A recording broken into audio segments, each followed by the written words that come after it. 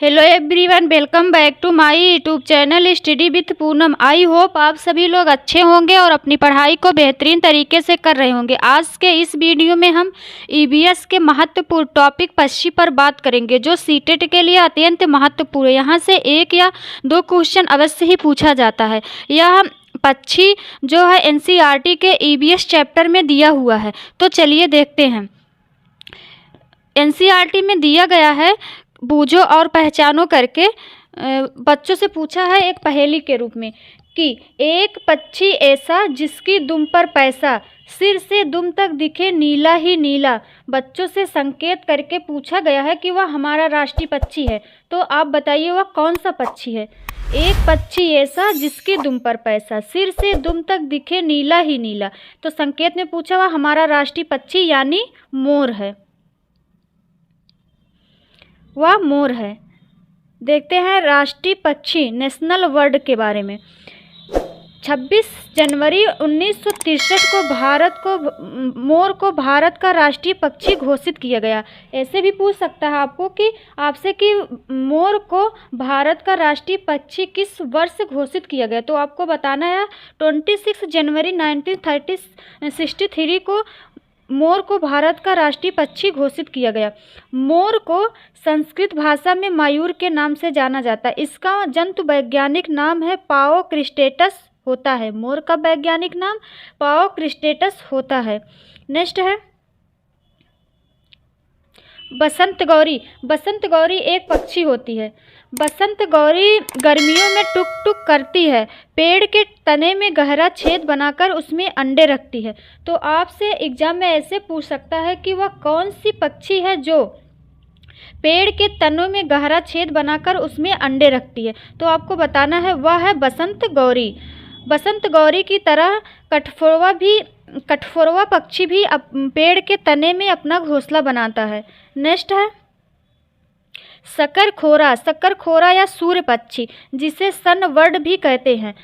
शकरखोरा पक्षी जिसे सूर्य पक्षी भी कहते हैं। शकरखोरा किसी छोटे या झाड़ी की डाली पर, पेड़ या झाड़ी की डाली पर अपना लटकता हुआ घोंसला बनाता है। तो आपसे पूछ सकता हुआ कौन सा पक्षी है जो पेड़ या झाड़ियों की डाली पर अपना लटकता हुआ घोंसला बनाता है। तो वह है शकरखोरा या सूर्य पक्षी। इसका घोंसला बाल, मकड़ी के जाले, पतली टहनियाँ, बारीक घास, सूखे पत्ते, रुई, पेड़ की छाल के टुकड़े और कपड़ों के चिथड़े से यह जो है अपना घोंसला बनाता है। वह है शकरखोरा पक्षी। शकरखोरा पक्षी बाल, मकड़ी के जाले, टहनियाँ, बारीक घास, सूखे पत्ते, रुई आदि से वह अपने घोंसले को बनाता है।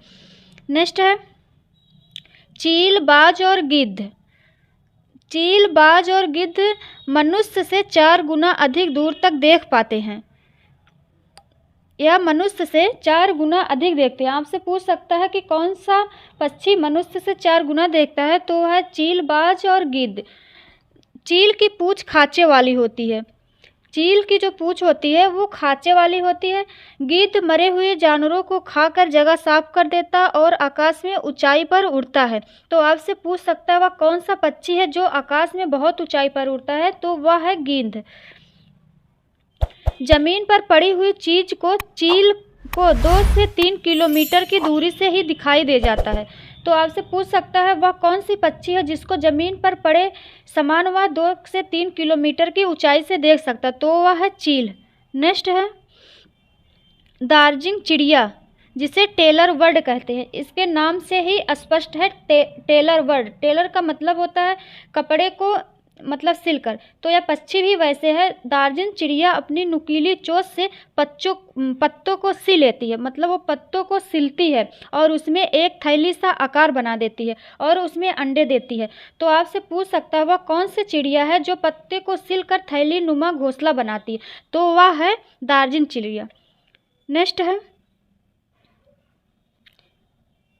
Beaver bird.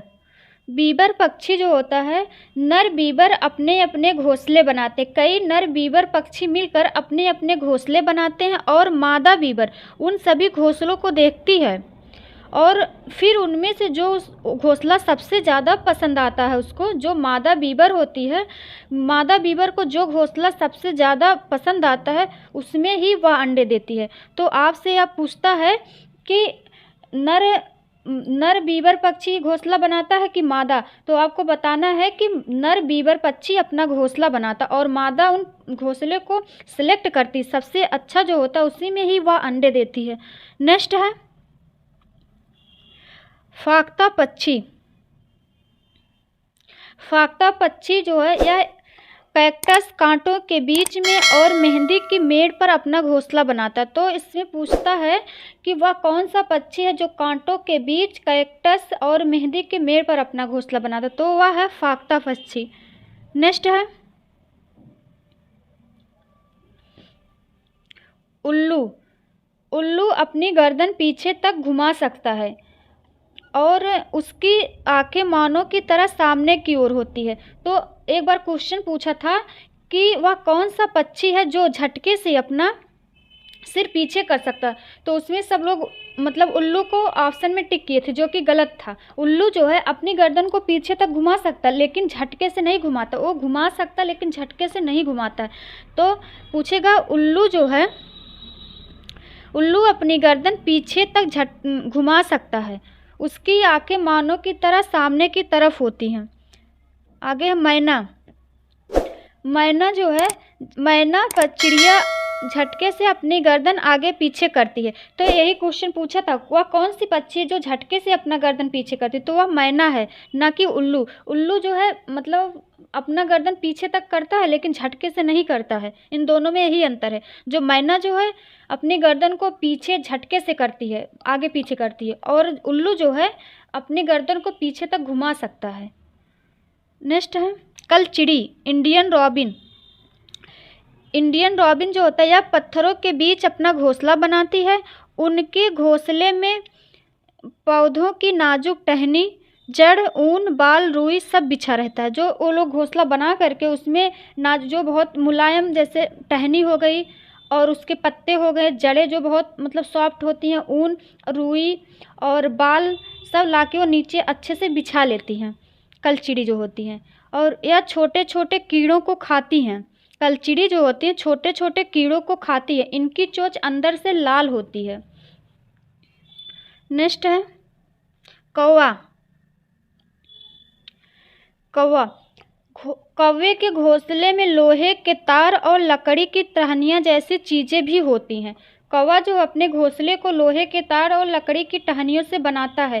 कौवा पेड़ की सबसे ऊंची डाल पर अपना घोंसला बनाता है। ये बहुत बार पूछा है, कौन सा पक्षी पेड़ की सबसे ऊंची डाली पर अपना घोंसला बनाता है, तो वह है कौवा।